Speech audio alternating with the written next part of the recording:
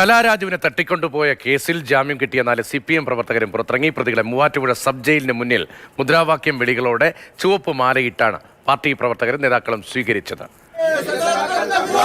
ജനാധിപത്യം സംരക്ഷിക്കാൻ, ജനാധിപത്യം സംരക്ഷിക്കാൻ, ജനാധിപത്യം സംരക്ഷിക്കാൻ, ജനാധിപത്യം സംരക്ഷിക്കാൻ, പോരാട്ടത്തിൻ പോരാളികളെ, പോരാട്ടത്തിൻ പോരാളികളെ, പോരാട്ടത്തിൻ പോരാളികളെ.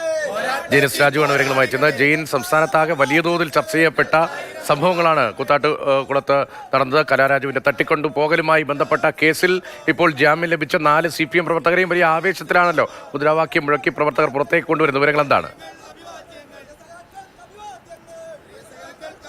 തീർച്ചയായിട്ടും അല്പസമയം മുമ്പാണ് ഈ കേസിൽ അറസ്റ്റിലായ 4 പ്രതികൾ അവർ ജാമ്യം കിട്ടി പുറത്തേക്ക് എത്തിയത്.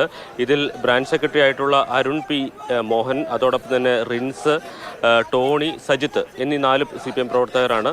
അവർ 4 പേർക്കും ഇന്നാണ് മൂവാറ്റുപുഴ കോടതി ജാമ്യം അനുവദിച്ചത്. ആ ജാമ്യം കിട്ടിയ ഉടനെ തന്നെ അവർ പുറത്തേക്ക് എത്തുകയായിരുന്നു. അവരെ സ്വീകരിക്കാൻ കൂത്താട്ടുകുളത്തുനിന്ന് പാർട്ടിയുടെ പ്രവർത്തകർ എത്തിയിരുന്നു. അവർ മുദ്രാവാക്യം വിളിച്ച് ചുവപ്പ് മാലയിട്ടാണ് 4 പേരെയും സ്വീകരിച്ചത്.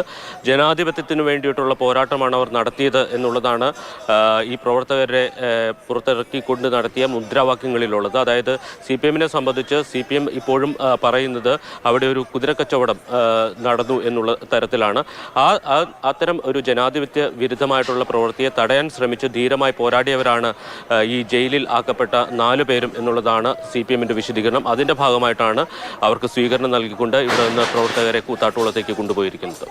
ജനാധിപത്യ വിരുദ്ധമായ കാര്യങ്ങളാണ് കൂത്താട്ടുകുളത്ത് നടന്നത് എങ്കിൽ അത് ജനാധിപത്യത്തിന് വേണ്ടിയുള്ള ശക്തമായ ഇടപെടൽ എന്ന നിലയിൽ വ്യാഖ്യാനിക്കാനാണ് അവിടെ CPM പ്രവർത്തകർ നേതാക്കളും ശ്രമിക്കുന്നത്. ജയിലിൽ നിന്ന് പുറത്തേക്ക് വരുന്ന CPM നേതാക്കളെ, ബ്രാഞ്ച് സെക്രട്ടറി ഉൾപ്പെടെയുള്ള CPM നേതാക്കളെ മുദ്രാവാക്യം വിളിച്ച് പുറത്തേക്ക് കൊണ്ടുവരികയാണ്. പരിപൂർണമായ പിന്തുണയാണ് അവരുടെ നടപടിയിൽ പാർട്ടിക്കുള്ളത് എന്നതാണ് ഈ ദൃശ്യങ്ങളിൽ നിന്ന് വ്യക്തമാകുന്നത്. നേരത്തെ തന്നെ സമാനമായ പ്രതികരണങ്ങളല്ലേ ജെയിൻ അവിടുത്തെ നേതാക്കളുടെ ഉൾപ്പെടെ ഭാഗത്ത് നിന്ന് വന്നത്? തീർച്ചയായിട്ടും CPM ഇതുമായി ബന്ധപ്പെട്ട് കലാരാജു ഉയർത്തിയ ആരോപണങ്ങൾ, ആ ആരോപണങ്ങളെല്ലാം പൂർണ്ണമായും തള്ളുകയാണ്. നമുക്കറിയാം, നഗരസഭയുടെ വൈസ് ചെയർമാനെതിരെ കലാരാജു സാമ്പത്തിക ക്രമക്കേട് അടക്കമുള്ള ആരോപണങ്ങൾ ഉന്നയിച്ചിരുന്നു. എന്നാൽ CPM ഏരിയ സെക്രട്ടറി തന്നെ ഇത് പൂർണ്ണമായും തള്ളിക്കളയുന്നു. കലാരാജു പറയുന്ന വാദങ്ങൾ അത് ശരിയല്ല എന്നുള്ളതാണ്. ഭൂമി ഇടപാട്, കലാരാജുവിൻ്റെ ഭൂമി വിറ്റതുമായി ബന്ധപ്പെട്ട് സാമ്പത്തിക തിരിമറി, സാമ്പത്തിക നേട്ടമുണ്ടാക്കി എന്നുള്ളതാണ് സണ്ണി കുര്യാക്കോസ് എന്ന നഗരസഭ വൈസ് ചെയർമാനെതിരെയുള്ള ആരോപണം. എന്നാൽ അത് ശരിയല്ല എന്നുള്ളതാണ് CPM പറയുന്നത്. 30 സെന്റ് ഭൂമിയാണ് കലാരാജുവിന് ഉണ്ടായിരുന്നത്.